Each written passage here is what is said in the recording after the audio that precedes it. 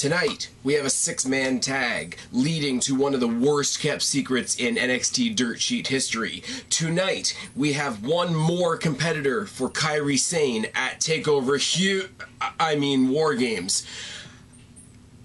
And on the main roster, they're doing Jinder Mahal versus Brock Lesnar, and Kane just came back. Yeah. Let's talk about the good stuff.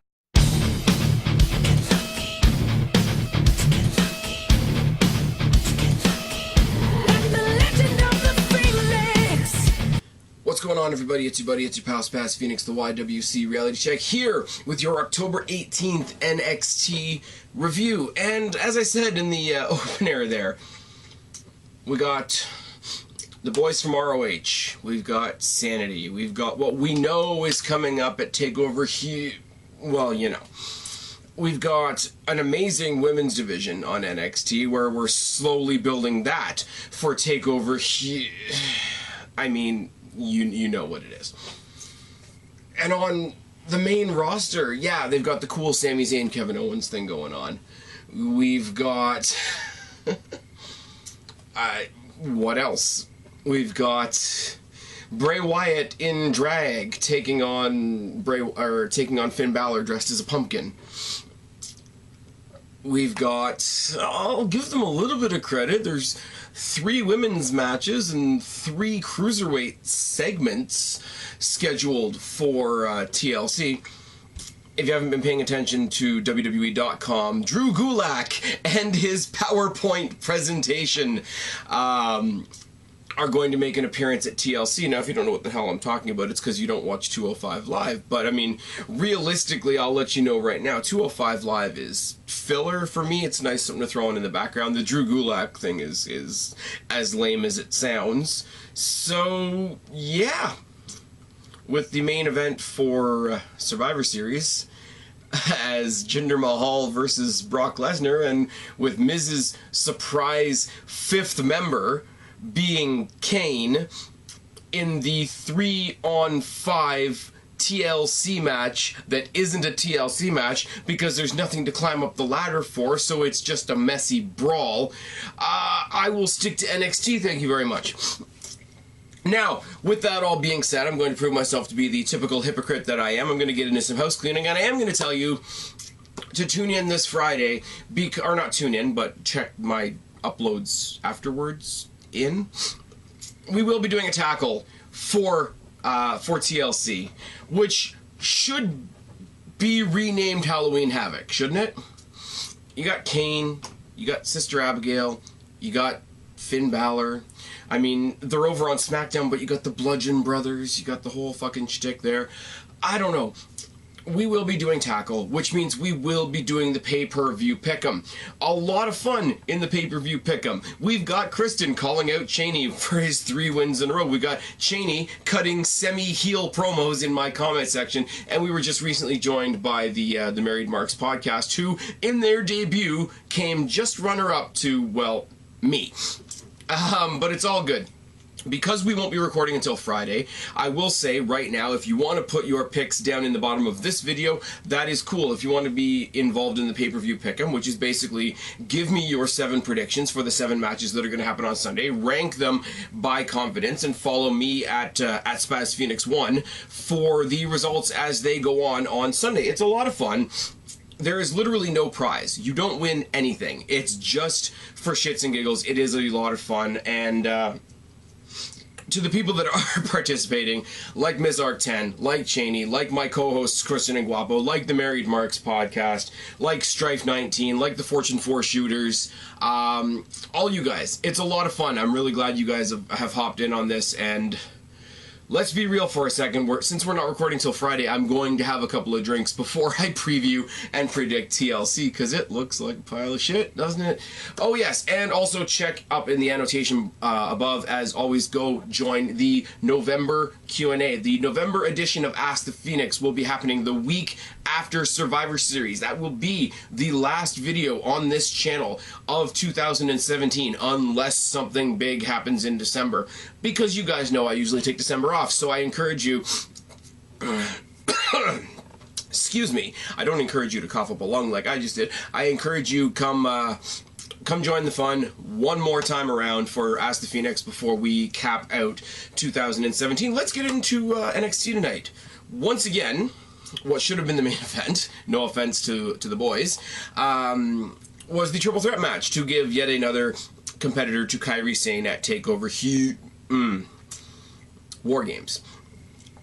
We have who the hell do we have already on there? Peyton Royce, Kairi Sane, and Sonya Deville, Ember Moon, or Ruby Riot are going to join in tonight. Beginning of the match, let's go Ruby, let's go Ember chants. So fuck you, Sonya Deville, is what the crowd in Full Sail is saying. I don't agree, but it is what it is. We started off, it's kind of cool. There's no real face, there's no real heel, so there's no cheap shots, nothing like that. There's a three-way test of strength and then a three-way series of pinfall attempts.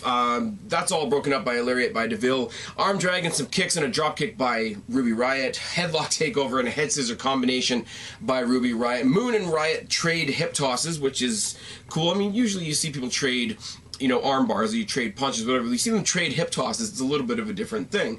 Series of kicks by Moon and a forearm by Riot. Springboard crossbody by Moon. A series of kicks and knees by Deville. Rolling gut wrench suplexes by Deville. Deadly nightshade in the corner. That inverted head scissor into the turnbuckle thing that she does. Riot head scissors Moon into Deville, which I think is just a fantastic move. Boot by Riot. Moon tosses Riot out of the ring. Springboard by Moon is countered into a mid-air spear by Deville. Go watch that moment in the match. I'm not going to sit here like a mark and say, oh, let's put the belt on Sonya Deville right away. But if you want to know why I like Sonya Deville, yeah, she's sort of in her own wheelhouse with the striking and the submission, and she's the MMA person until what's her name, Baszler gets there. But she does break out and she does hit sort of the more pro wrestling moves occasionally, and when she hit this spear, it was dead center. It was fucking gorgeous. Deville and Riot trade some running forearms. Riot tosses out Deville, forearms by Deville, drop kick on the apron, sorry, drop kick off the apron by Moon, crossbody inside out by Riot on Moon and Deville, detonation kick by Riot, who's got a bad leg, which is all fine and well. Detonation kick by Riot gets loud Ruby Riot chants from the crowd, which is great. Ankle lock by Deville, who's seen the injured leg, but it distracts her. And this is one of the most beautiful things I've seen in a long time. She's so concentrated, she's so determined on that ankle lock on Ruby Riot that she does not see Ember Moon climbing the turnbuckle, hitting the Eclipse while Deville still has the ankle lock locked in. And Ember Moon is your third competitor. So as of now, we have Kairi Sane, we have Peyton Royce, and we have Ember Moon in this four-way for the vacant NXT Women's Championship. So how, oh how, are we going to come up with our fourth member? Well, we throw it to the back, where William Regal's being interviewed, and it says the fourth competitor is going to be decided next week. Billie Kay, Peyton Royce are there, and Billie Kay, Billie Kay, because Peyton Royce is already in the match. That's right. I got there. Just give me a second. Billie Kay says, oh, I know, you're going to announce me into the match next week. And he says, yeah, well, you're in the match next week, but so is everybody else, because the last spot in the match is going to be determined by Battle Royal. Now, a Battle Royal is just a clusterfuck, let's be real for a second, but take a look at the numbers for a second. Ember Moon got in there by beating 2 people. Peyton Royce got in there by beating 2 people. Kairi Sane got in there by beating one person that beat one person that beat one person that beat one person, because that's how a tournament works. But the last person into this match, and yes, I've read the spoilers, and no, I'm not going to say, and it's very deserving and rah. The last person to join this match is the one that's beaten the most people to get there, and that's really, really bizarre. When you see the graphic for the Battle Royal, when they talk about it later on in the night, you see the rest of the women, and it's such a big graphic, you forget how big the women's division is on NXT. I mean, you think about Peyton Royce, Billie Kay, Ruby Riot, Nikki Cross, Kairi Sane, Ember Moon, maybe Sonya Deville, maybe Aaliyah at a stretch. But you don't think about them as having a huge women's roster, but they really do. Go back and just go on the NXT Twitter and check out the graphic where they just do the big yellow with the lettering in the next week. It's probably the graphic I'm going to use for this video thumbnail, let's be real for a second. But yeah, that's how they're going to establish the fourth member, which is kind of cool, because it means that everybody has a different story coming into this match. You've got one person that won a tournament, who's brand new to the company, you know, small fish, big pond, the whole friggin' bit. You got two people that have won respective triple threats, and you have one person that is going to come out of a battle royal, which you can call either they beat everybody or they got the luck of the draw, depending on how you want to look at it. So that's very cool how they have four different stories coming into this fatal four-way match, because nobody in this match really directly has a rivalry with anybody else, which is fine until we establish who wins next week, and I'm not going there. Raul Mendoza is the latest person to not really be focused in a match with Aleister Black because of the Velveteen Dream bullshit, but we have Raul Mendoza, versus Aleister Black, and before the match even starts, we have Velveteen Dream on the outside posing in Aleister Black's jacket. For reasons. The match, I hate to say this about an Aleister Black match, but the match was what it was. It was a lot of kicks, and the final kick was a Black Mass, and Aleister Black gets the win, and yay. And the commentators go crazy because Aleister Black wasn't looking directly ahead at the hard camera. He actually glanced up the rampway at Velveteen Dream, so Velveteen Dream has been acknowledged. I hate this feud. My amount of fandom for Aleister Black has me hating this feud so fucking much. Anyways, as was advertised last week, we've got an interview with Drew McIntyre, who talks once again about his dream, about his journey, about what it was like to be fired from WWE 4 days after him and his girlfriend, who's now his wife, got their first apartment. Roddy Raw, he wants to inspire people, da-da-da-da-da. Interrupted by Zelena Vega. Now, this is interesting. We've got the title match that is rumored for TakeOver War Games. But Zelena Vega comes in, and she comes in and talks about all the things that he has in common with Andrade Cien Almas and how they've both failed and succeeded and had a slump and da-da-da-da. You say the only difference is Andrade didn't have to get fired and fall on his face. And the whole time Drew McIntyre is just sitting there like cool as a cucumber. And he's saying, hey, look, I get what you're trying to do. I get it. It's all good. You're showing some initiative. I've already said I'll fight anybody. I appreciate what you're trying to do. You're trying to speak up for your man here. So if you want to go talk to William Regal, go talk to William Regal. We'll have a match. It's all good. And she says, well, no, you know, the system and Roddy Raw, the only person that really has William Regal's ear is the champion. So you need to go talk to William Regal and say that you want to defend your title against Andrade. And he still stays ridiculously calm. He's like, again, I admire your persistence. I admire what you're trying to do here. I love that somebody's stepping up to the plate. You tell him next time to come with you so that he can stand and look me in the face while he's challenging me, and I'll give him his match, and it'll all be good. And he never stops smiling, and you see Zelena Vega just selling it as being more and more and more frustrating. Now, I have, in the past, if you guys follow me on social media, Facebook, Twitter, whatever, I have shit on this match because I was hoping that it was going to be a couple of other things. I was hoping that we were going to get, you know, Gargano in there, maybe Hideo in there, etc., etc. I was shitting on the idea of it being Andrade Cien Almas up until a couple of weeks ago when I went to NXT Toronto, and one of the main events there was Andrade Cien Almas versus Drew McIntyre. And I will give you credit, all the credit in the world, to Andrade Cien Almas, because I still don't care about him as a character. I stick to that. I really do. Like, his character, the fact that his character for the longest time was he was the wrestler that didn't care about wrestling, and now he only cares because he's got some broad beside him, is not it's not a gimmick. It's not a mindset that I can get behind. It's not even a good heel, because a heel still cares about something. A heel still cares about winning. His character before Zelena Vega came on didn't even care if he won or lost. Let's get the match out of the way and let's go party. There's literally nothing to get invested in there, and the fact that he's now invested in his matches because some hot chick tells him to be is not cool. But you put all that aside, you shed that for a second, and in the ring, these guys, as different as they are in stature, in style, and whatever, had what I would call an amazing match for a house show. I'm okay with this match happening. I'm okay with this banter between Zelena Vega and Drew McIntyre, and I want to see what they do with it in the next couple of weeks. Andrade Cien Almas can't cut a promo to save his life, so it's a good thing we have Zelena Vega there. We've almost got a Brock Lesnar Paul Heyman situation going on. But I don't hate this match as much as I did, as much as I have been vocal about on social media, etc. I'm coming around on it, like I'm coming around on on Almas in general. Still don't care about him as a character, though. Like, that hasn't changed one single solitary bit. Cesar Bononi versus Cassius Ohno, and I don't care. I got some chores out of the way. I didn't watch this match. Ohno wins. I'm not surprised. We move on. We get a couple of announcements for the next few weeks. Johnny Gargano's taking on Fabian Eichner in 2 weeks, which is cool. I'm impressed with the little bit that I've seen so far about Fabian Eichner, and you guys know how I feel about Johnny Gargano. I wish my glasses would sit properly on my face so I didn't have to keep doing this. But they reinforced that there is indeed going to be the Women's Battle Royal next week for that 4th spot at TakeOver.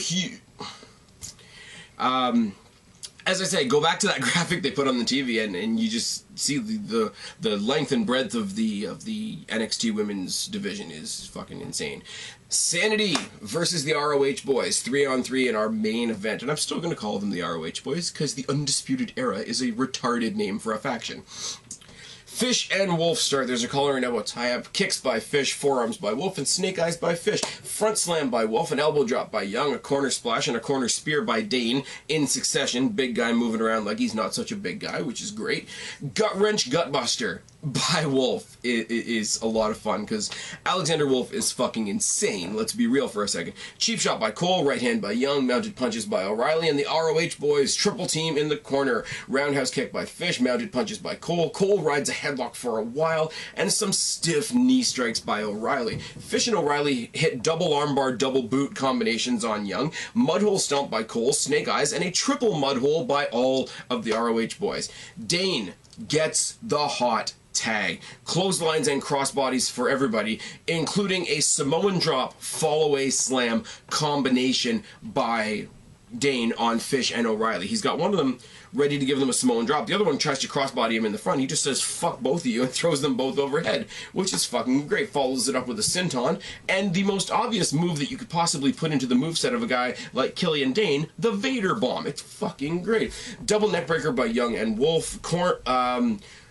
The two, what are they called? The tag team, the Red Dragon, something like that. I'm sure some of them know what a White Dragon is. Oh yes, but they're out on the outside. Cole is cornered by all 4 members of Sanity on the outside. They get him back into the ring.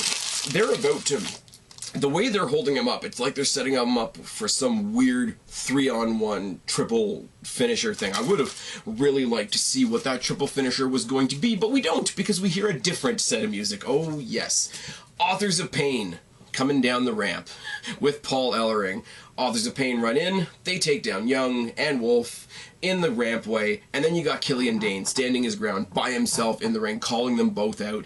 He pays for that pretty quickly, and then the 2 of them continue to destroy all 3 of Sanity, including a super collider on Young and Wolf, leave all of Sanity laying. The ROH Boys are the fuck out of there, and Authors of Pain end the show posing with Sanity's Tag Team Championships. Now, once again, and I bite my tongue super hard because I've been yelled at by some of you for the spoiler thing, but we all know where this is going. They did a good job at the beginning of the night teasing the idea that Roderick Strong was going to join the ROH Boys, which we all know isn't going to happen. If we all know what's going to happen, happens. But it's all good. Like I say, I know that this is a huge angle. The whole Sanity versus the ROH Boys, and now Authors of Pain as well, and we all know where all that's going. And it's going to be the main event of TakeOver. It's going to be the namesake of TakeOver, but we don't kayfabe know that yet. So on this show, the only match on this show that had title implications, and I'm going to say the same thing that I said last week, was the Triple Threat. So the Triple Threat should have been the main event. Triple Threat should have been the main event last week, and the Battle Royal better be the main event next week, but they don't want to make me happy, do they? I mean, they're not here just to please me. They're not going to put it in the main event, are they? They're going to talk about what we all know is coming. But anyways, no, this was a lot of fun. I mean, do I care about the Cassius Ohno match? No. Do I wish that Aleister Black had a better opponent leading into TakeOver? Absolutely. Do I wish that a couple things were a little bit different? Like I say, am I coming around on the title match? Yes. Do I think it's going to be a good match? Yes. Do I like how we're getting there and Andrade Cien Almas's character? Absolutely not. But it's going to be a good match, and at the end of the day, that's what matters. Anyways, as I said at the beginning, hop up there, Toss some questions in the Q&A. Let me know if you want to be involved in the pay-per-view pick 'em for TLC, which is going to be a joke of a pay-per-view. You can put your predictions and your rankings down in the bottom of this video, or you can wait for the tackle preview that is coming up this Friday. That's going to be interesting, and we're going to rip the pay-per-view apart. I can tell you about that right now. Little spoiler. Also, let's hop ahead to Survivor Series and laugh at the fact that we're going to get Brock Lesnar versus Jinder Mahal. Fuck the main roster. This is why I review NXT. I've been Spaz, your YWC Reality Check. Subscribe up there. Talk down there. Start a conversation. Keep all these conversations going. Don't be a stranger. I will talk to each and every last one of you later. But for right now, tagging out.